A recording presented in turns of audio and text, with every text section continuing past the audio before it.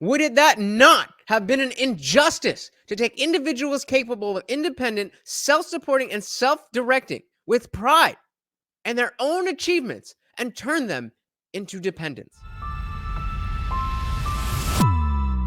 All right, welcome back to the party, everybody. I am your host, Lutch, aka the Indian Jesus, here to resurrect the second coming of common sense. Let's party. So I saw this video from Thomas Sowell, and there's not a lot that I have read about Thomas Sowell, but everything that I have has been extremely interesting. I know that I need to go deeper with Thomas Sowell, and I figured this was a great place to start, so let's get into it. I guess the first thing to do is to define what cosmic justice is as distinguished from whatever other kind of justice we may be familiar with. Traditional justice, I guess we can summarize, at least in the American tradition, as applying the same rules and the same standards to everybody. Okay. Cosmic justice is very different. It means equalizing the prospects of everybody. And those two things are not only different in concept, they're wholly incompatible with one another. So already we're seeing, equal opportunity and equal outcome that comes with equality versus equity. If you apply the same rules and standards to everybody in baseball, Mark McGwire is going to hit 70 home runs, and there are going to be other people who will spend an entire career without hitting 70 home runs, including people in the Hall of Fame like Luke Appling, who twice won the batting championship. So if you want the one... Mark McGwire was juiced up. I remember I was growing up when we had the Mark McGwire bat, and he was juiced up. But, okay, I follow you. Thing or the other, you can go for it. But the one thing you cannot do is pursue the two things simultaneously. Or rather, you cannot successfully do that. The Supreme Court has been pursuing the two things simultaneously for quite a while, leading to a lot of 5-4 decisions and inconsistent decisions. Is that not a picture of politics right there? Right there. Look at this.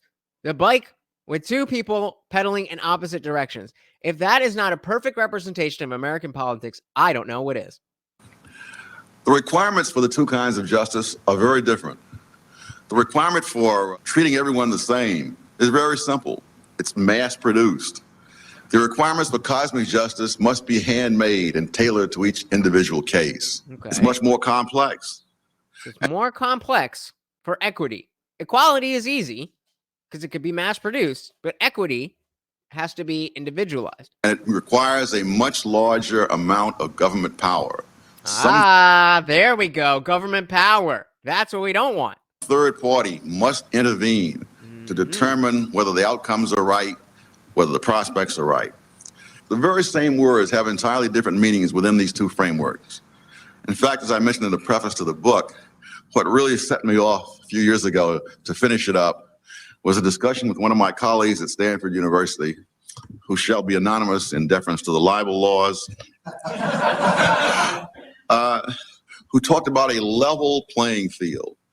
And it became painfully clear that what he called the level playing field is what I would have called a tilted playing field. Because that's what we all talk about, the level playing field, that everybody equal opportunity, that we want a level playing field, whether it's in sports, as it's been depicted here, or just in life in general. They want an equal playing field, a level playing field. But he's saying that what is called a level playing field, he's calling a tilted playing field. Tilted so as to produce the results that he wanted. When we talk about a fair fight, that means very different things within these two frameworks. Right. A fair fight by traditional standards means that both boxers observe the Marquis of Queensberry rules, and the fight is fair whether it ends up in a draw or a one-sided beating. Right. Now, I'm more of an MMA guy, but same thing stands. The idea of a fair fight being that these people are going in the cage, same exact weight. They've weighed in at the same exact weight. They're going in. They've had time to train. They knew this was coming, and they are professionals, so they're going in, and whatever happens, it's a fair fight. The other point of view, from the cosmic perspective, it's fair only when the two fighters enter the ring with the same prospects of winning. John Rawls has... So again, going back to the equality of outcome, then it doesn't matter how hard you've trained, because if you train harder to win the fight, then all they're going to do is raise the other person's likelihood raise the other person's ability to make up for that. So then why would you even train for the fight in the first place? Sort of summarized and epitomized these two differences. He distinguishes what he calls fair equality of opportunity from merely formal equality of opportunity. Traditional justice or fairness by Rawls's standards means simply that people are judged by the same rules. Sure. Okay. But genuine equality of opportunity, as he calls it, cannot be achieved by this method. Instead, he says, undeserved inequalities call for redress. Do they, though? Undeserved inequalities. Undeserved according to who? Let's say where he's going with this, but undeserved according to who? And obviously, someone must have power in order to do that redress. Right. So now it sounds like we're going back to the government. Now, what I call cosmic justice has been called by some people social justice. But I think they're unduly modest because they're trying to correct not only the inequities that they see in society, they're trying to correct the oversights of God or the defects of the cosmos. We've all seen this. We've all seen this meme. We've all seen this meme where equality is that everybody gets a normal box, and if you happen to be taller, then that's still equality because you are born that way. You are given the same opportunity to use the box to help you see over the fence. Anyway, equity being the tallest person over on this side can see without a box. So the second person gets two of the boxes, and third person being in the wheelchair can't use the boxes, so they get a ramp, and now everybody can see. The ironic part of whenever this meme comes up is the fact that all three of them didn't pay to see the game. So all this really is socialism. People are born with physical or mental handicaps. They want to counterbalance that. And of course, that's not always caused by society. So the problem with that, if we go back a little bit here, the problem with that, what he said originally, equality is easily mass produced. If you're going to attend this game outside the fence, you get one box. That's easily mass produced. But in the equity situation, now we have to determine, okay, you didn't buy a ticket, but if you're going to watch the game from outside the fence, what is it that you need? Okay, you don't need a box? Great. You need two boxes? Okay, now we need two boxes for this person. Oh, you need a ramp. Now we need somebody to build that ramp. So even though the tall guy doesn't need anything, and the guy in the wheelchair needs a ramp built for him, it doesn't make sense that they both have to pay the same amount to whoever. The tall guy is not getting any goods or services, while the guy in the wheelchair, whether it's his fault or not, needs those goods and services. Balance that. And of course, that's not always caused by society. So that when Rawls says that undeserved inequalities, he includes all sorts of things. And that opens up a very large area for others. Right. And that's why that word stuck out to me immediately. Undeserved according to who? You can find this perspective on justice, the Rawlsian perspective, in many places, from the street corner community activist right up to the chambers of the Supreme Court.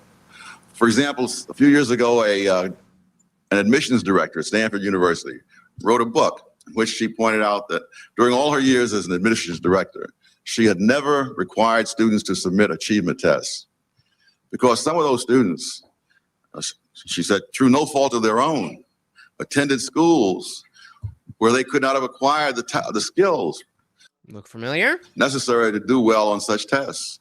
So she's trying to redress the inequalities, and therefore she would simply not require such tests. The Educational Testing Service is currently engaging in...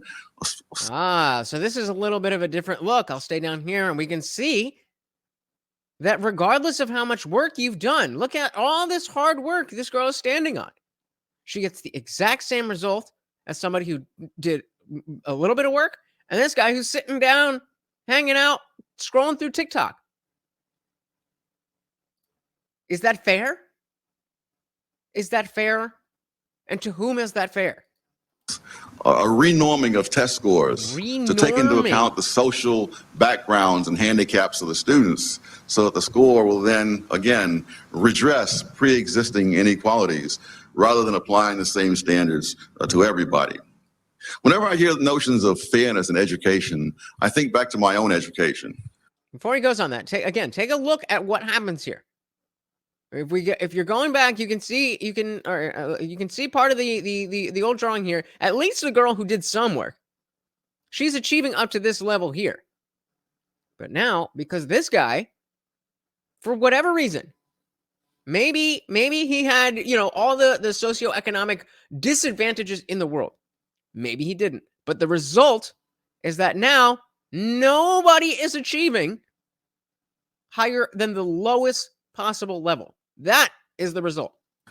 And I think, thank God, my teachers were unfair to me when I was a kid growing up in Harlem. What did you all hear? You all heard it as a kid. Life is not fair. Life is not fair. To make it fair in the way that we're talking about in equity is not good for society. One of these teachers was a lady named Miss Simon, who belonged to what might be called the General Patton School of Education. I cannot even imagine that Miss Simon gave a moment's thought to my self-esteem. Been there. Shout out to Miss Kish. Every word that we misspelled in her class had to be written 50 times, not in class, but as part of our homework. And there was always plenty of other homework from her and other teachers. And so you misspelled 4 or 5 words and you had quite an evening ahead of you. Very little chance of listening to the Lone Ranger. Now, was this fair in Rawlsian terms? And the answer is no. Like many of the children in Harlem at that time. There he is. Shout out to Thomas Sowell.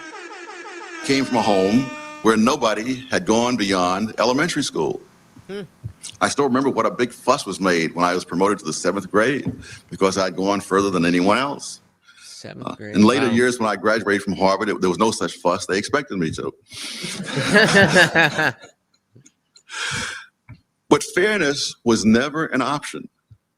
Fairness was never an option. I don't know where this idea, I kind of do know where this, as a millennial, I absolutely do know where this idea of fairness came from. That people are entitled to fairness in the way that they're talking, in the equity way. Life is not fair. We were all told this as children. Somehow, my entire generation seems to have forgotten. There was nothing Miss Simon or anybody else could do about the fact that we came from homes where we did not have books and magazines, and we were not as familiar with those words as people from other neighborhoods might have been. So that was never an option. Nothing that schools could have done would have changed that. Nope. It would have been an irresponsible self-indulgence for them to have pretended to make things fair. If there's anything worse than unfairness, it is make-believe fairness. Oof, bars. If there is anything worse than unfairness, it is make-believe fairness. Make-believe fairness. And it seems like so many people are okay with the make-believe part of it. They don't actually care about unfairness or fairness. They just want everything to seem like it's fair. And that's good enough. They could, like the College Board apparently is trying to do, pretended that we knew more than we did. And that would have made them feel good. It would not have done much for us. Instead, they forced us to meet standards that were a little harder for us to meet than they were for some other kids, but far more necessary for us to meet, because that was the only way out of poverty. Many years later. So you're saying that if you grow up in an environment where it's not ideal, that instead of the government and whoever else giving you more to make up for that, that is the lot you are dealt, and you need to work harder to get out of that. And no, it is not fair, but life is not fair. Later, I happened to run into one of the other kids from Harlem who went to that same school at the same time. And by now, he was a psychiatrist. He owned a home in the Napa Valley and property out there. There you go. In fact, now he's retired, living overseas with servants, while yours truly is still trying to make a living. But as we reminisced about things that had happened in the old days and what had happened in between, one of the things he mentioned was that over the years, his various secretaries had commented on the fact that he seldom misspelled a word. I bet. I told him that my secretaries had made that very same observation, and that if they knew Miss Simon, there would be no mystery as to why we did not misspell words. Now, it so happens I became a high school dropout, but what I was taught before I dropped out was enough for me to score higher on the verbal SAT than the average Harvard student. There you go. Which may have had something to do with my being admitted to Harvard in an era before affirmative action was even thought of. There you go. There you go. What if the teachers of that era had been imbued with the present day conception of fairness? No Thomas Sowell. Where would my schoolmate and I be today? Not where On they welfare, are. in prison, perhaps in a halfway house if we were lucky. And would that not have been an injustice?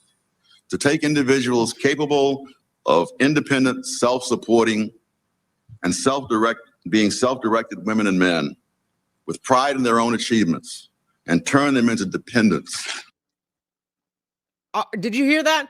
Would that not have been an injustice to take individuals capable of independent, self-supporting, and self-directing with pride and their own achievements and turn them into dependents?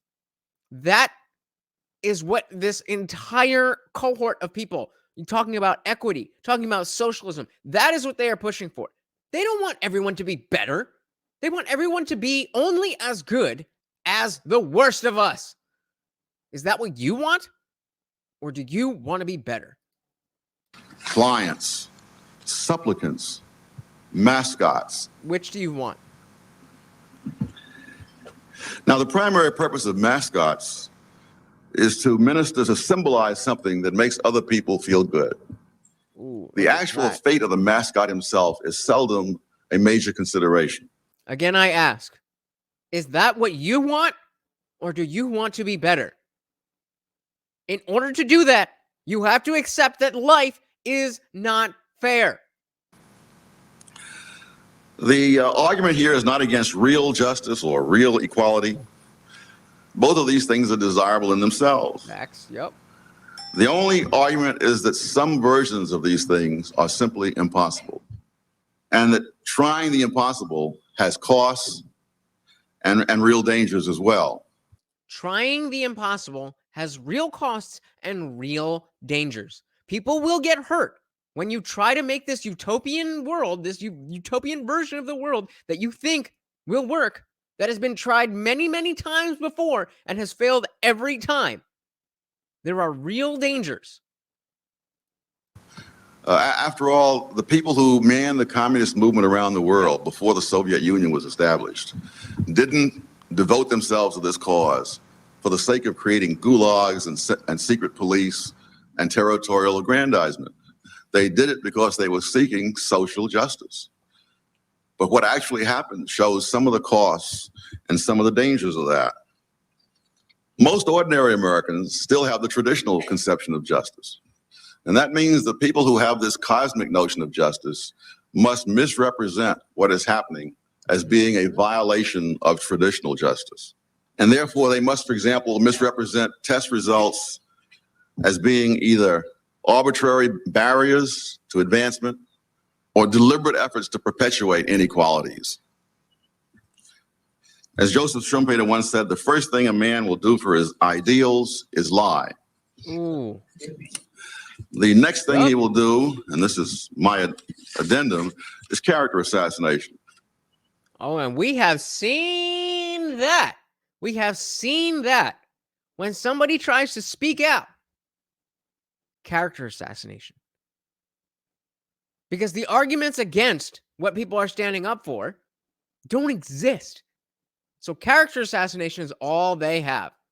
Those people who disagree with those with a vision of cosmic justice must be stopped, in their view, by all means necessary. By all And that, of course, means includes necessary. character assassination. Nazi.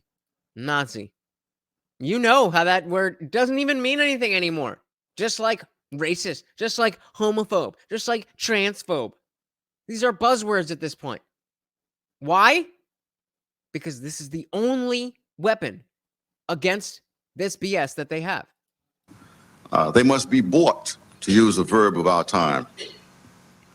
Now, the people who are the victims of this atmosphere of character assassination are not simply those who are targeted.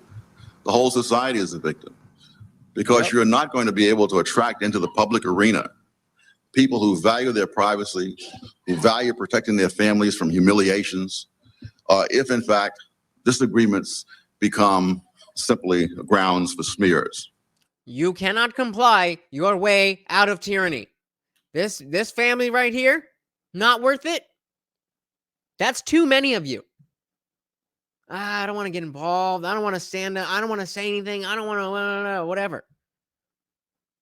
It's not worth it. I'm just going to keep quiet. I'm just going to put my head down. Well, guess what? These people over here are not keeping quiet, and they do think it's worth it, and they are fighting against you and the way you live. And as long as you say it's not worth it, you're just going to go along and just give them ground, it's going to get worse and worse and worse and worse. And at a certain point,